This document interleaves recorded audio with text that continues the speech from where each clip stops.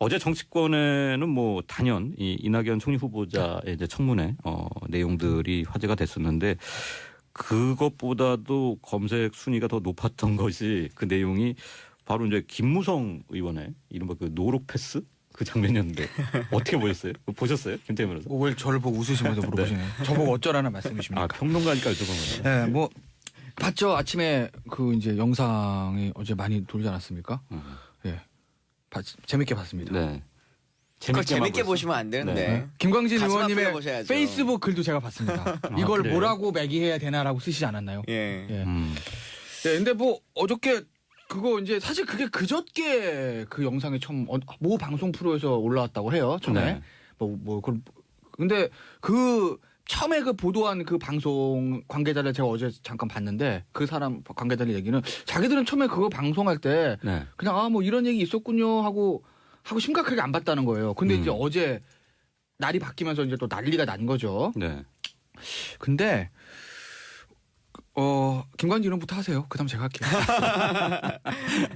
근데 요즘 뭐 꼭 문재인 대통령의 어떤 행보를 떠나서도 네. 요즘 정치인들이 그렇게 뭐 가불관계 혹은 그 보좌진이나 비서진들을 그렇게 거의 종부리듯이 이렇게 생각하지는 잘 않거든요. 네. 근데 엊그제 그 김무성 대표의 모습을 보고서는 정말 이분이 지금 시대를 살아가는 정치인의 행보인가라고 하는 생각이 들 정도로 전 너무 좀 황당했고요. 네.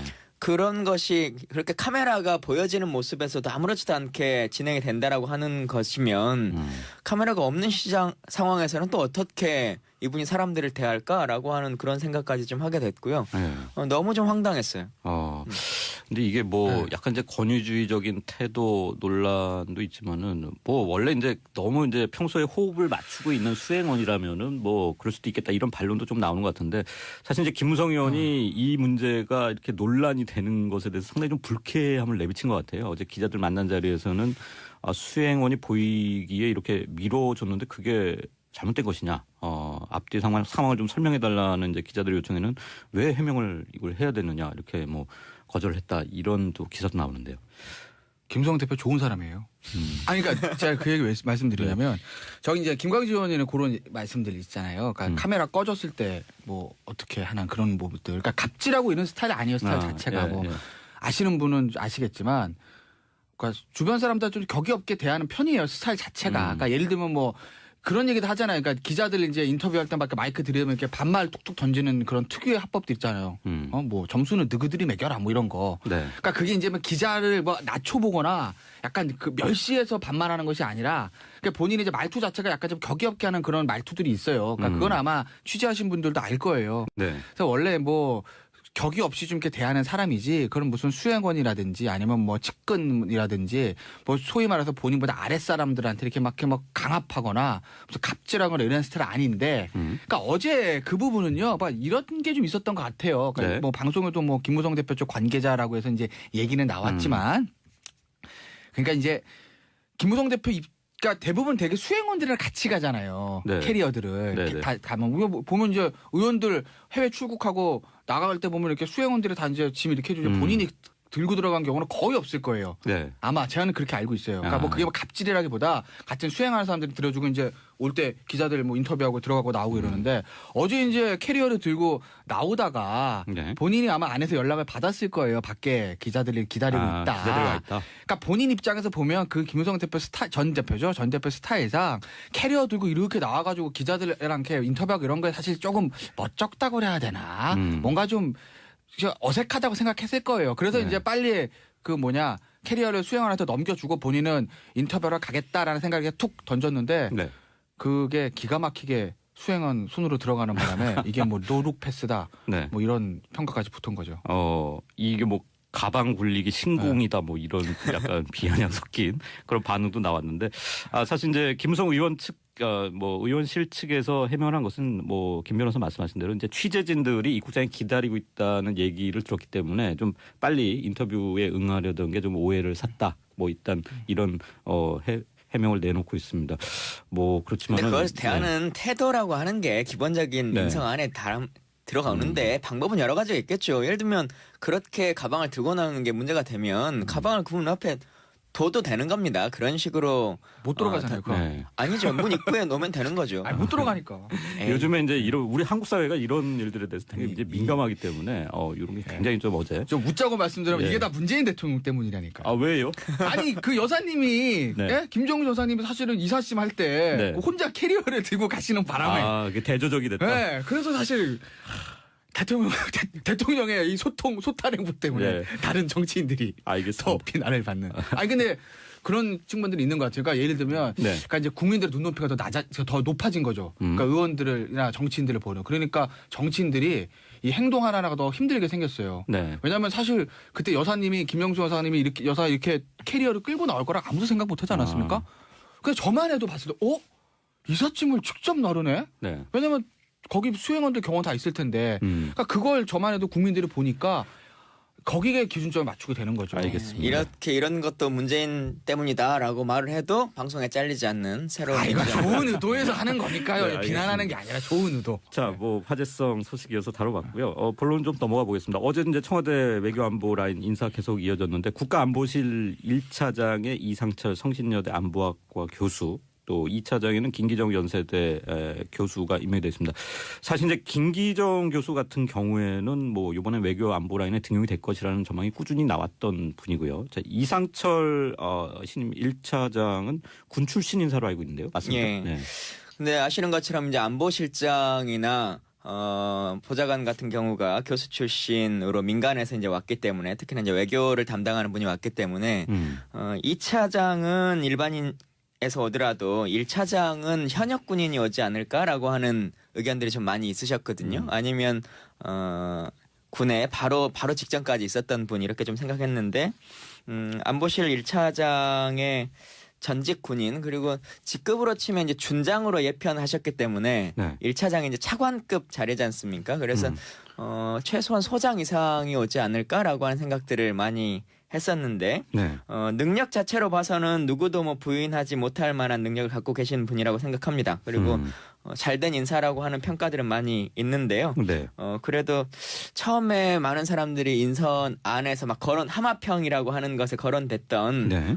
그 분들이 다 이렇게 낙마되고 또 새로운 인물이 이렇게 왔다라고 하는 걸 보면 최근의 인사의 방향성들이나 이런 것들이 거의 대부분 언론에서 거론되는 분들이 다 되지 않고 네. 대통령이나 아니면 관련자들이 의중에 두고 있었던 또 새로운 인재를 발굴해서 인선하는 것이 아닐까 이런 생각들이 네. 좀 있습니다. 양력을 제가 좀 소개를 해드리면은 64 38기고요. 특히 이제 노무현 이명박 정부 시절에 국방부 북한정책과장 또 군비통제차장 남북 장성급 군사회담 대표 등을 지냈습니다. 지금 뭐 이제 성신여대 교수로 현직으로 계셨지만은 사실 이제 실무를 많이 했던 분이기 때문에 또 좀 적절하다 뭐 이런 분석도 이제 조심스럽게 나오는 것 같고요. 그다음에 이제 김기정 안보실 2차장은 죄송합니다. 그 연세대 교수였지만 이른바 이제 뭐 연세대 라인 뭐 이렇게 볼 수도 있나요? 이 문정인 특보를 비롯해서. 근데 이제 모든 뭐 전임 박근혜 정부도 네. 그랬고 전 정부 이명박 정부도 그랬고 전전 정부 노무현 정부도 그랬고 이제 인사를 하면 항상 우리 무슨 라인을 붙입니다. 뭐 항맥, 인맥, 지연 뭐 이렇게 하는데 뭐 이번에 연세대 정외과 출신들이 많이 들어가신 건 맞아요. 그러니까 네. 문정인 특보도 아마 연대 정외과를 나오신 건 아닌데 정외과 교수를 오래 하신 걸로 알고 있고 강경화 외교부 장관 후보자도 연대 정외과를 나온 걸로 네. 알고 있고 네. 이번에 김기정 차장이죠. 김기정 차장도 연대 정외과를 나온 것으로 알고 있는데 캠프에도 굉장히 이제 캠프에도 많이 관여가 계셨어요. 됐죠. 뭐 최정원 교수도 네. 계셨고요. 그러니까 뭐 어떤 뭐 언론에서는 아무래도 문정인 그 특보가 대통령과 참여정부 때부터 호흡을 맞췄은 거나 마찬가지니까 네. 거기 교수를 지냈던 문정인 어떤 특보의 추천으로 이렇게 들어간 건 아니냐라고 이제 얘기들 나오는데 근데 저는 뭐 그 연대 정외과건 고대 정외과건 서울대 의과건 그게 중요한 건 아니라고 봐요. 그렇죠. 네, 어쨌든 이제 대통령과 호흡이 맞고 업무를 제대로 할 수 있으면 그게 제일 중요한 건데 뭐 능력 없는 사람을 특정 한 명에서 뽑으면 이제 문제가 되겠지만 근데 어제 이제 그 인선을 봤을 때 뭐 김기정 교수 같은 경우야 뭐 이 정부에서 중용이 될 거라는 예상이 있었고 그리고 2차장 인선으로서는 저는 뭐 부적합하다고 생각하진 않는데 네. 1차장이 조금 저는 좀 아쉬워요. 왜요? 그러니까 왜 그러냐면 그러니까 어차피 외교안보라는 것은 대통령의 통치 철학이 구현될 수밖에 없는 거고 네. 문재인 대통령의 통치 철학에 굳이 얘기하자면 압박보다는 대화의 방점을 조금 시켜 있는 건 맞습니다. 네. 그리고 이제 강경화 장관을 내정했을 때 대통령이 이제 뭐라고 그랬냐면 외교가 중요하다. 안보도 외교가 중요하고 경제도 외교가 중요하다. 이 말씀을 하셨어요. 네. 저도 그 말에 동의합니다. 외교가 제일 중요합니다. 한국의 현실상 안보도 마찬가지고 저는 경제도 외교가 중요하다고 봐요. 그러니까 대통령의 그 인식 자체는 맞는 것이고 네. 그 틀 안에서 외교안보 진영을 짠 것까지는 좋은데 그런데 어느 정도의 균형이라든지 대한민국이 처한 안보 현실을 감안을 했을 때 1차장은 굳이 말하면 매파로 분류되는 현직 군인을 장성을 하는 것이 맞지 않았을까. 네. 왜냐하면 이 이상철 차장 같은 경우에는 군 출신이라기는 하지만 어떤 평화시의 어떤 군비 통제라든지 남북 대화를 주로 했던 사람이기 때문에 네. 굳이 분류하자면 군 출신이라고 보기에는 조금 애매한 측면이 있거든요. 직업은 군 출신이지만. 그러니까 예를 들면 강경화 외교부 장관 외교 경험은 그렇게 많은 분은 아닙니다. 네. 그다음에 정의용 안보실장 외교 전문가긴 하지만 굳이 말하면 통상 쪽 전문가지 대미 외교라든지 안보 그다음에 북핵 여기 전문가 아닙니다.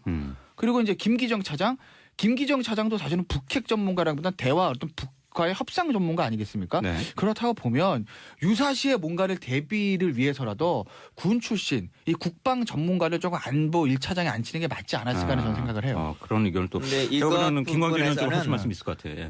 물론 뭐 여러 가지 의견들은 있을 수 있다고 생각합니다. 근데 최근에 이제 청와대 국가안보실의 직제 개편이라고 하는 것을 조금 들여다보면 네. 예전에는 이제 국방비서관이나 아니면 뭐 이렇게 외교비서관 이런 형식으로 불려졌는데 지금은 이제 1차장 산하에 있는 비서관의 직제가 새로운 것들로 다 신설됐거든요. 신설되면서 변경됐는데 네. 1차장 산하의 안보전략비서관, 국방개혁비서관 그리고 평화군비통제비서관 이렇게 3개의 비서관 체제로 변환되도록 되어 있습니다. 그런 면에서 보면 지금 이제 1차장으로 선임되신 이상철 교수 같은 경우가 군에 있는 동안 계속 해왔던 일이 군비통제 차장으로 있었고 예. 그리고 이제 국방 개혁 부분에 대한 일들을 쭉 해왔기 때문에 관련한 비서관들을 가장 잘 통제할 수 있고 그 내용에 대한 숙지가 잘 돼 있는 것으로 뭐 그렇게 볼 수는 있을 것 같습니다. 네, 청취자 질문이 들어왔는데 김기정 이제 연세대 교수가 현재 국정기획자문위원회 외교분과위원장이기 때문에 만약에 이제 국가안보실 2차장으로 임명되면 분과위원장을 새로 뽑는 건가 이렇게 여쭤보시는데 제가 보기엔 겸직이 가능할 것 예, 같아요. 지금 뭐 이 자리가 국정기획자문위원회가 기간이 길지도 예. 않을 뿐만 아니라 네. 대부분의 분들이 예를 들면 국회의원을 겸직하면서도 하고 있고 다른 행정부에 있는 분들도 네. 뭐 일반 그 실장 같은 경우는 기조실에 있는 모든 기조실장들이 다 참여하고 뭐 그렇지 않습니까? 그래서 크게 문제될 것 같지는 않습니다. 네, 지금 뭐 장하성 청와대 정책실장도 이제 그 부위원장을 겸직하고 있기 예. 때문에 지금 뭐 분과위원장을 새로 뽑는 것 같지는 않다는. 예를 들면 말씀입니다. 분과 안에서는 뭐 예. 위원장은 다른 분이 뭐 맡을 수는 있겠지만 특별히 이것을 변동해야 될 그런 상황은 아니라고 생각합니다. 앞서 우리가 시작할 때 이제 김무성 의원의 노룩팩스 논란이 됐었는데 김태현 변호사 비판을 많이 하신대요, 청취자분들이. 너무 제가 옹호해 주는 거 아니냐. 제가 이제 문자 양산을 위해서 제가 전망대 인기를 위해서 제가 한번 희생했습니다. 근데 9282님은 좀 편도 드셨어요. 뭐 한 번도 김무성 의원 지지한 적은 없는데 뭐 김태현 변호사 설명에 고개를 끄덕이고 있습니다. 하는 의견도 또 보내시고 있습니다. 감사합니다. 네. 아니 위에 17고님도 읽어주세요. 김무성 대변인입니까? 뭐 이런 비판이 왔는데. 앞에 한 문장 더 있는데 제작진이 저를 위해서 지웠더라고요. 아까 봤는데. 근데 친하신 평론가인가요? 거는 맞잖아요. 예? 개인적으로 친하신 건 맞잖아요. 개인적으로 가깝죠. 예, 네. 알겠습니다. 자, 외교안보 인사 얘기 계속 이어갈 텐데 사실 이제 대통령이 이제 그 이른바 그 5대 강국 특사단을 다시 이제 접견을 했어요. 뭐 간담회 하면서 오랜 외교 공백을 하여튼 일거에 치유했다. 이런 식의 이제 좀 자체 평가를 내놨는데 어떻게 봐야 될까요? 뭐 국민들도 그런 비슷한 평가를 하시는 것 같긴 합니다만 네네. 기본적으로는 잘된 특사 외교다라고 하는 것은 일단 전제로 두고요. 다만 뭐 특사 외교로 모든 외교 지난 7년간, 9년간의 문제들이 다 해결되지는 않겠죠. 지금은 이제 상견례 정도의 수준인 것이고 네. 우리가 이렇게 외교라고 하는 것에 큰 비중을 두겠다. 각 국에 대해서 예우를 다하겠다라고 하는 모습을 이제 천명한 것이고요. 뭐 지금 외교부 장관 청문회도 이제 준비되고 있고 뭐 통일부 장관이나 여러 가지 인선들이 이제 있을 테니까 그 이후에 이것을 이제 정상화시켜내는 과정 이런 것들을 이제 잘 할 필요성이 있다고 생각합니다. 네. 일단 이 과정에서 뭐 일본 같은 경우에는 이제 한일 위안부 합의 문제, 또 중국에 대해서는 이제 사드 문제, 뭐 민감한 내용들을 특사단이 언급할 수밖에 없는 그런 상황이었는데 대체로 이제 일본과 중국 특사 어떻게 뭐 평가를 할 수 있을까요? 사실 이제 언론에서도 약간 제목을 잡을 때 뭔가 합의된 것처럼 이렇게 막 나오기도 하고 했지만 사실은 특사는 합의할 수 있는 권한을 갖고 있는 분들은 아닙니다. 그렇죠. 각자의 의견을 전달하고 그쪽의 내용을 전해 듣고 또 대통령에 전하고 이런 일들을 하게 되는 것인데 네. 지금 한일 관계도 그렇고 한중 관계도 그렇고 양국 간에 워낙 이제 그 꼬여 있는 문제들이 많이 있지 않습니까? 근데 네. 그동안 가장 문제된 것 중에 하나는 그 꼬임의 과정에서 도대체 한국 정부의 공식적인 입장은 무엇이냐라고 하는 것에 대해서 답하지 못하고 있었던 것이거든요. 네. 근데 이것의 해결 방법은 좀 나중에 어떻게 서로 간에 합의를 보더라도 일단 명백하게 우리의 입장은 이런 것이다. 그리고 우리 정부뿐만 아니라 우리 국민들은 이러이러한 것들 때문에 이 문제에 대해서 뭐 한일 위안부 합의라든가 아니면 사드라든가 뭐 이런 것에 대해서 이런 생각을 가질 수밖에 없다라고 하는 것을 일단 저쪽에 명확하게 전달하게 된 것 같고 네. 그 측에서도 그런 입장이라고 하면 우리도 이러이러한 것들을 같이 고민해 보겠다. 지금 뭐 이제 6월 달에 한미 정상회담도 예정되어 있고 네. 연이어서 뭐 아마 한중 정상회담들 쭉 이렇게 이어질 것 같은데요. 그런 기회 들을 때 지금 특사들이 나눴던 이야기들의 세부적인 안들이 더 깊이 있게 논의될 거라고 생각합니다. 네. 그런데 어제 이제 논란이 됐던 보도가 있었어요. 문정인 대통령 통일외교안보 특별보좌관이 언론 인터뷰에서 일단 7년째 이어지고 있는 이른바 그 524 조치에 대해서 현실적으로 이제 재정비할 필요가 있다는 이제 언급을 했습니다. 네. 이 524 조치라고 하는 것은 천안함 사건 여파로 이명박 정부가 취한 이제 독자적인 대북 제재를 뜻하는 건데 개성공단을 뺀 방북부로 북한 선박의 남쪽 해역 운항 전면부로 남북 교역 중단, 대북 신규 투자 금지 같은 강력한 조치들이 포함되어 있는데 당장 이제 이것을 재정비하겠다고 언급을 하면서 굉장히 좀 논란이 되는 것 같아요. 이제 보수 진영, 그러니까 네. 자유한국당 이쪽에서 이제 난리가 난 거죠. 음. 지금 상황이 어릴 텐데 그걸 해제하냐? 그러면 네. 천안함 그 희생자들 어떻게 되는 것이냐 이런 얘기를 했는데 네. 문제는 뭐 5.24 조치 해제에 대해서는 예전부터 논란이 있었습니다. 찬성 반대 의원들이 있습니다. 네. 저는 개인적으로 반대합니다. 지금 상황에 저는 해제하는 건 아니라고 봅니다. 이르다고 이르다. 봅니다. 네. 그런데 제 얘기가 중요한 게 아니라 어제 이제 청와대 반응이에요. 음. 당장 어렵다. 북태도 변화 먼저다. 이렇게 얘기를 했습니다. 네. 당연히 문재인 대통령의 후보 시절의 의견과 대통령이 돼서의 의견은 달라질 수 있습니다. 그러니까 제가 어제 이제 포인트를 준 건 뭐냐면 문정인이라는 어떻게 보면 거물급 인사의 입에서 네. 현 정부의 어떤 그 국론이라고 그러나요? 네. 확립된 의견과 다른 메시지가 나온다는 거죠.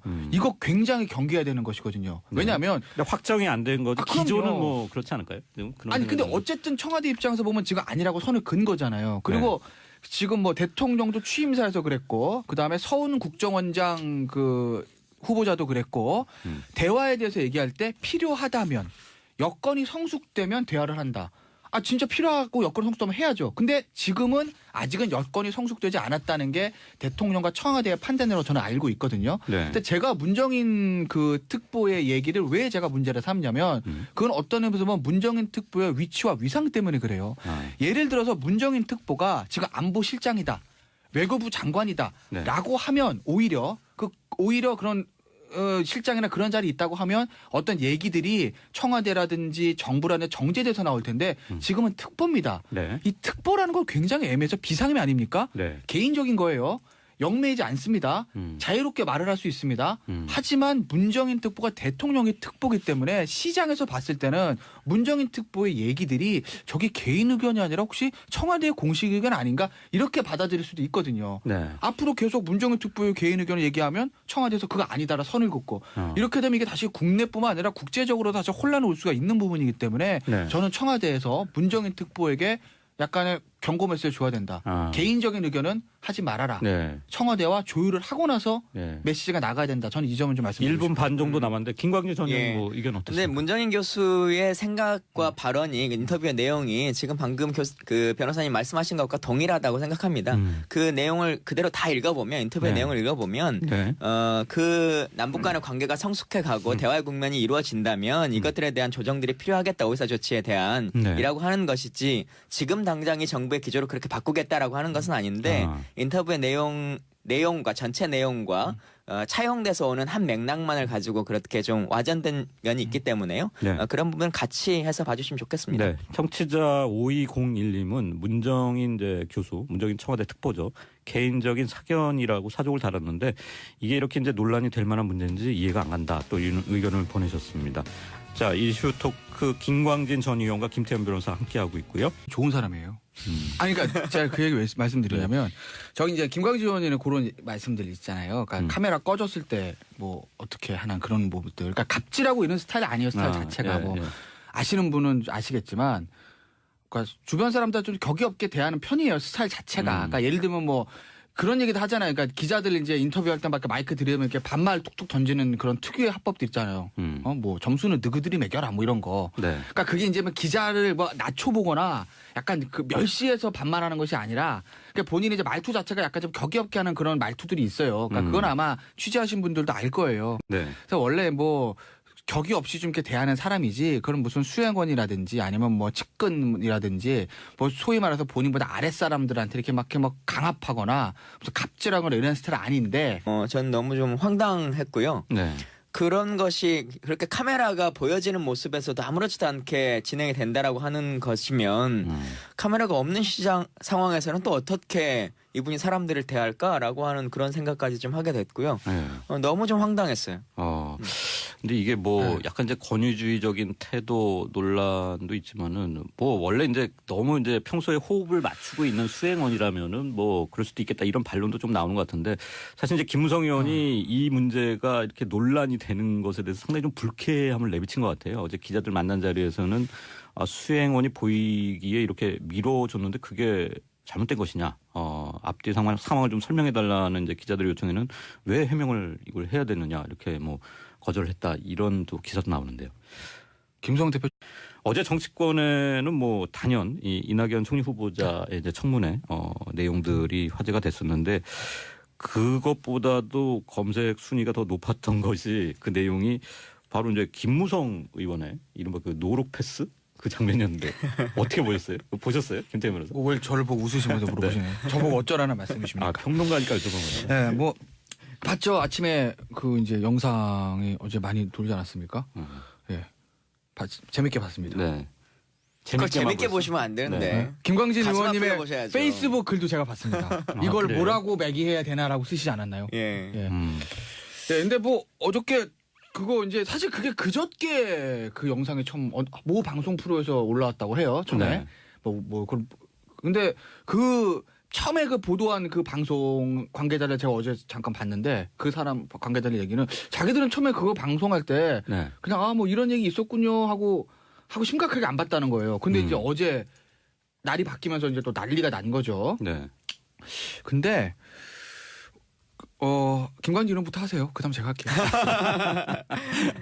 근데 요즘 뭐 꼭 문재인 대통령의 어떤 행보를 떠나서도 네. 요즘 정치인들이 그렇게 뭐 가불관계 혹은 그 보좌진이나 비서진들을 그렇게 거의 종부리듯이 이렇게 생각하지는 잘 않거든요. 네. 근데 엊그제 그 김무성 대표의 모습을 보고서는 정말 이분이 지금 시대를 살아가는 정치인의 행보인가라고 하는 생각이 들 정도로 그러니까 어제 그 부분은요, 이런 게 좀 있었던 것 같아요. 그러니까 네. 뭐 방송에도 뭐 김무성 대표 쪽 관계자라고 해서 이제 얘기는 나왔지만, 그러니까 이제 김무성 대표 그러니까 대부분 되게 수행원들이랑 같이 가잖아요. 네. 캐리어들을 네, 네. 다 가면 보면 이제 의원들 해외 출국하고 나갈 때 보면 이렇게 수행원들이 다 이제 짐 이렇게 해주죠. 본인이 들고 들어간 경우는 거의 없을 거예요. 네. 아마 제가 그렇게 알고 있어요. 그러니까 뭐 그게 뭐 갑질이라기보다 같은 수행하는 사람들이 들어주고 이제 올 때 기자들 뭐 인터뷰하고 들어가고 나오고 이러는데